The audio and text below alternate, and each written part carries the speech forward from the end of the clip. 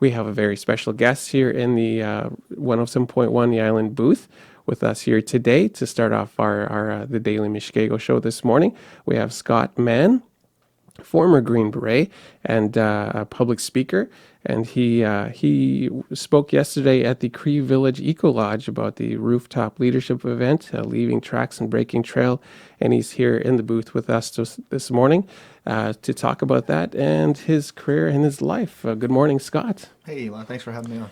Great. Thanks for having you here. Of course. So you spoke yesterday at the Cree Village Eco Lodge about your book and about your rooftop leadership event, remaining relevant during times of change and struggle.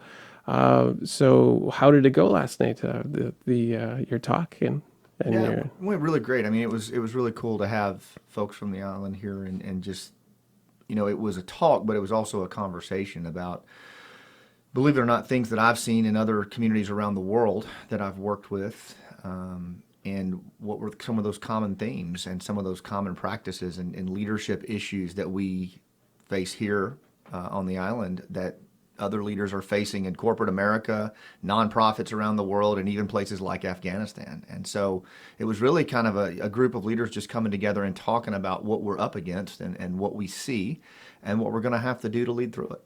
Mm-hmm. Your book is, I mean, the title of your talk is storytelling and leadership.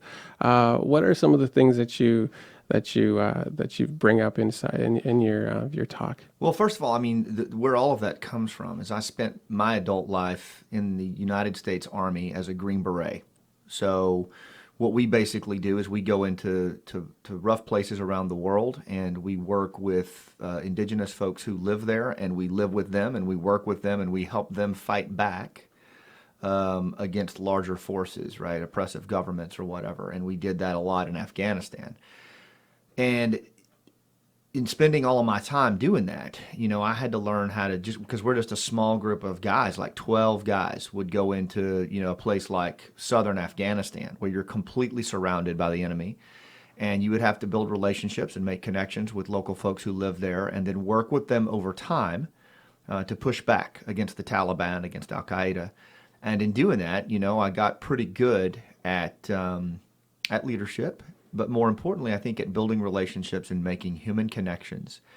And what I learned is, even in the most dangerous places on earth, right, where violence and life and death hangs in the balance every single day, it is more about relationships and human connections and storytelling. So many of the things that, your ancestors on this island probably taught you.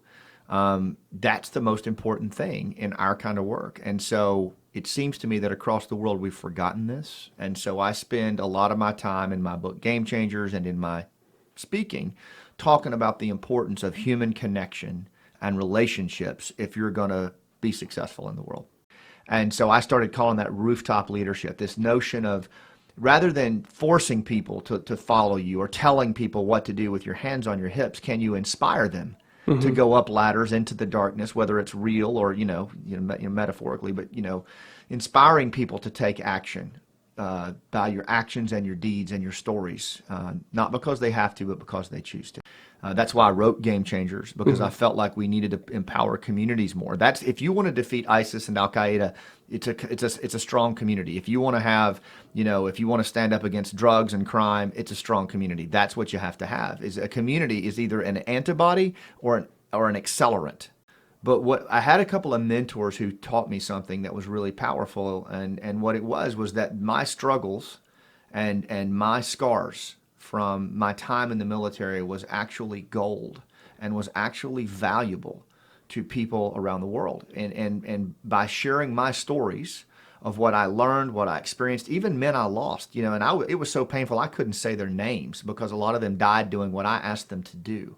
But I found that when I shared their stories, when the same way that, Charlie Chichu shares his stories of being out in the bush with youth, or some of the other folks on the island have shared their stories of hardships they went through. I learned lessons from it. Archie telling me about, 12 days in the snow. The one thing I learned was hope. Mm-hmm.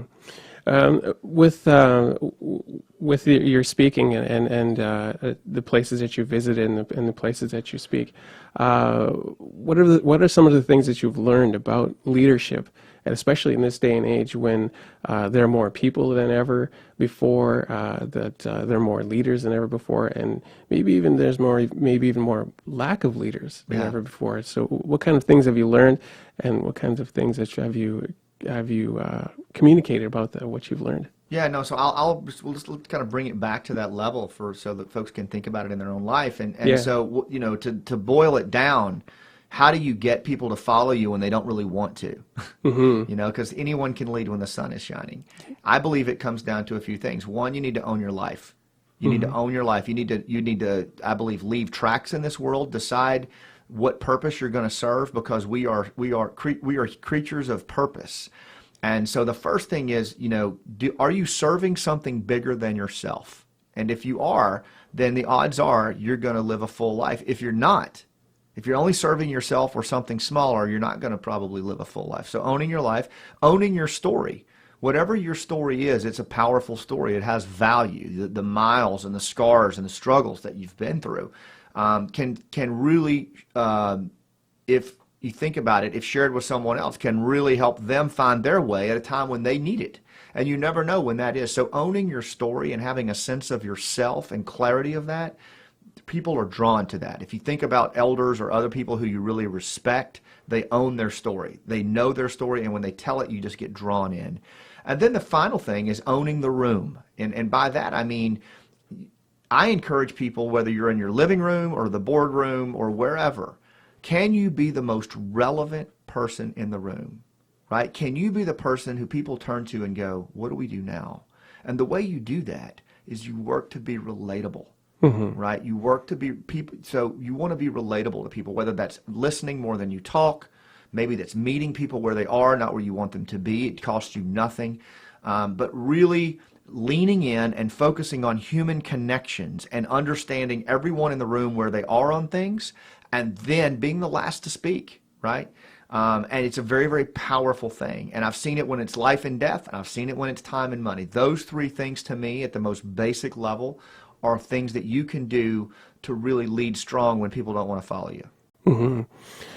With our, as you know, we're here in the island booth, Mm-hmm. but also at the youth center. Our radio station is in the youth center, and our radio station Yeah. subtitle is Youth Radio. Mm-hmm. And I thought you could, if you can, provide a word to the youth here in Moose Factory and Moosonee, what kind of advice. As a public speaker on leadership, what kind of advice or word would you give to the youth of Moose Factory, Moosonee out there about leadership and about owning their story? Oh, that's a great question. And yesterday I had the opportunity to listen to Jimmy Rankin and some of the artists upstairs performing. They were wonderful, and seeing Mm-hmm. some of the youth in there. I went in and talked with a few of the youth when we first got here, Jean Pierre and I, and we're going out today with the Junior Rangers, and we're going to talk about leadership. But look, here's the thing, I'm going to say what I say to my three sons, Mm-hmm. right? Which is, dreams are sacred things. And I think when we stop dreaming, we lose a bit of ourselves. And if I've learned anything in this life, is that a dream, is a sacred thing, and you need to cherish it, hold on to it, and fight for it. Mm-hmm. It's to fight for whatever your dream is. Fight for it and go after it. Don't stop. It's going to take time. People are going to tell you can't do it. People are going to tell you it's a fool's errand. But if you've got a dream, I tell you to pursue it. As far as stories is what I would just say is that your story matters. And even if you've been through a really rough time, I mean, even if you've been seriously scuffed up or scarred or gone through trauma, your scars and your struggle is, if it's put in the form of a story, no matter how you tell it, could save somebody's life, Mm-hmm. could change somebody's life in ways that you'll never even understand. And that's something I would encourage every young person to remember, is that your pain, your struggle, your scars, your miles that you've run are stories that will change someone else's life if you'll just hang on to them and share them.